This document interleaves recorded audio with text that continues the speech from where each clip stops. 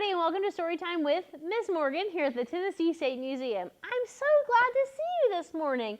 I hope everyone is doing well.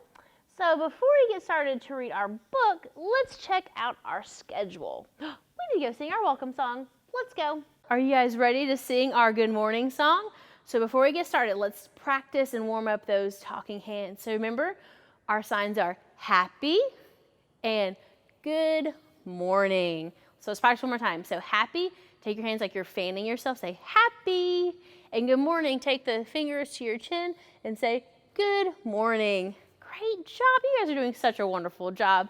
Good job. All right, so remember, we're gonna sing it twice. So you ready?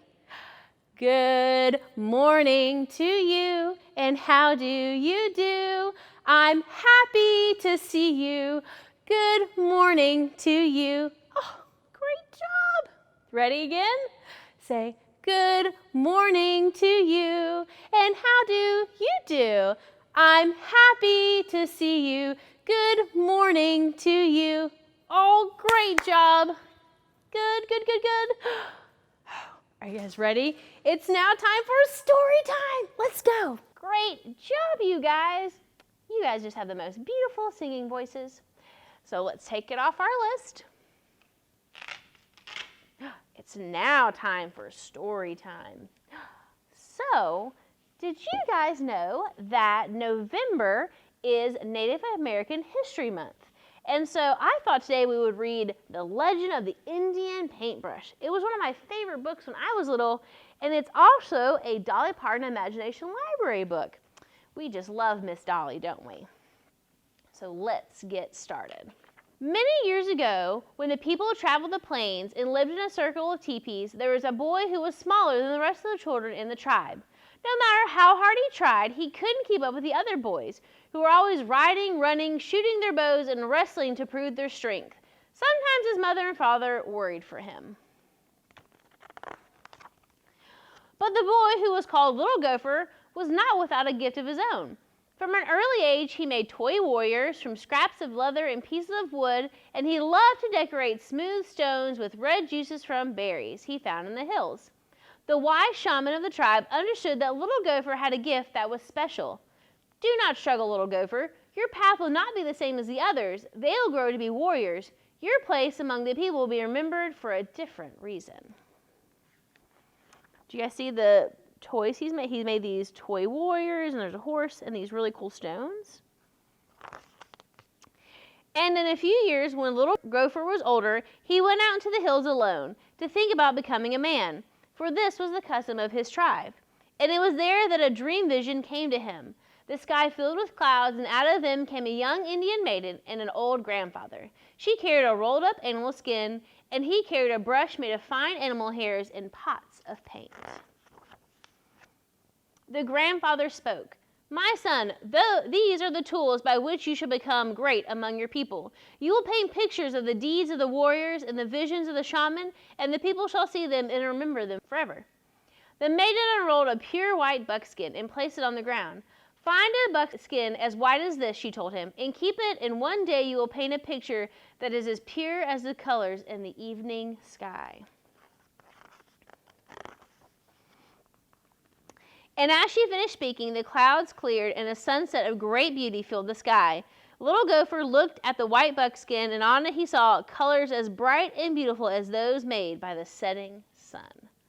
Wow, that's really pretty. Look at all those beautiful colors. Then the sun slowly sank behind the hills, and the sky grew dark, and the dream vision was over. Little Gopher returned to the circle of his people. The next day he began to make soft brushes from the hairs of different animals, and stiff brushes from the hairs of horsetails. He gathered berries and flowers and rocks of different colors and crushed them to make his paints. He collected the skins of animals, which the warriors brought home from their hunts. He stretched the skins on wooden frames and pulled them till they were tight. Do you see his paint bowls right there? And there's his brushes. And he began to paint pictures of great hunts. You see the warriors here? They're hunting buffalo. Of great deeds, of great dream visions so that people would always remember. But even as he painted, Little Gopher sometimes longed to put aside his brushes and ride out with the warriors, but he always remembered his dream vision and he did not go with them. Many months ago, he had found his pure white buckskin, but it remained empty because he could not find the colors of the sunset. He used the brightest flowers, the reddest berries, the deepest purples from rocks, and still his paintings never satisfied him. They looked dull and dark. He began to go to the top of the hill each evening and look at the colors that filled the sky and try to understand how to make them. He longed to share the beauty of his dream vision with the people.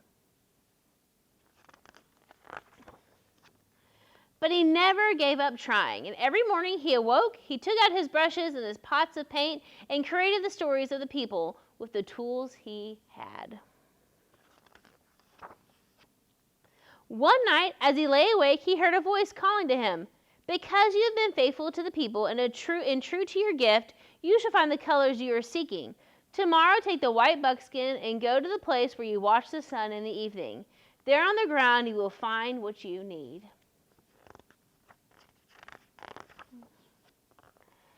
The next evening, as the sun began to go down, Little Gopher put aside his brushes and went to the top of the hill. As the colors of the sunset spread across the sky, and there, on the ground all around him, were brushes filled with paint, each one of the colors of the sunset. Little Gopher began to paint quickly and surely, using one brush and then another. Wow. And as the colors in the sky began to fade, Little Gopher gazed at the white buckskin, and he was happy. He found the colors of the sunset. He carried his painting down to the circle of the people, leaving the brushes on the hillside. And the next day, when the people awoke, the hill was ablaze with color, for the brushes had taken root in the earth and multiplied into plants of brilliant reds, orange, and yellows. And every spring from that time, the hills and meadows burst into bloom. And every spring, people dance and sing their praises of Little Gopher who had painted for the people. And the people who no longer called him Little Gopher, but he who brought the sunset to the earth. The end.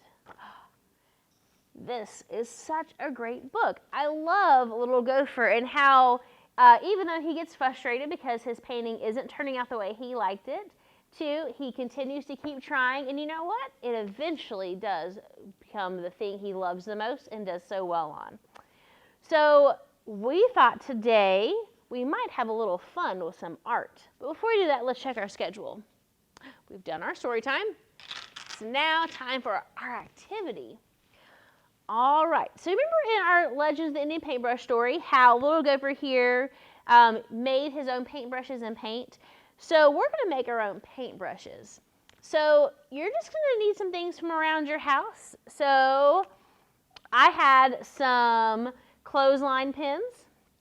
So I found a little squishy kind of cotton ball, and I found a pipe cleaner, and then I had a feather, and this is a coffee filter.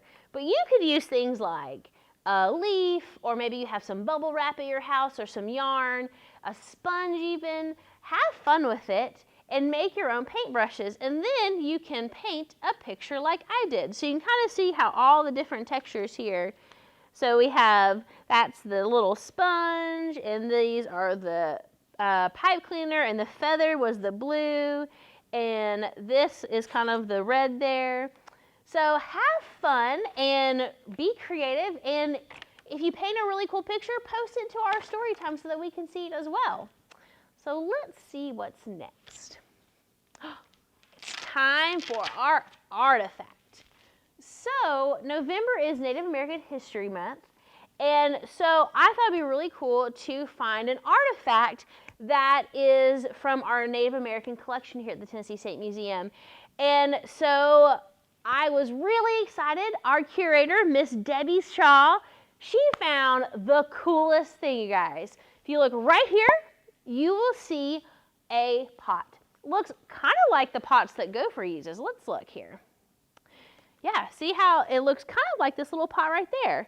So what's really neat about this pot is it comes from the Mississippian period here in Tennessee. That was a very, very long time ago. But what's even more interesting is that if you look inside the pot, you can still see paint. So whoever had this pot must have used it to paint things, which is really, really cool. So I love this artifact, so I'm very glad that Miss Debbie found it for us. And if you'd like to see more about our Native American history here in Tennessee, come out to the State Museum because we have a really awesome collection here in our First Peoples exhibit. So that is all for story time today. I have had such a great time reading to you. And you know what? I'll see you next week with Story Time with Miss Morgan. Bye, guys.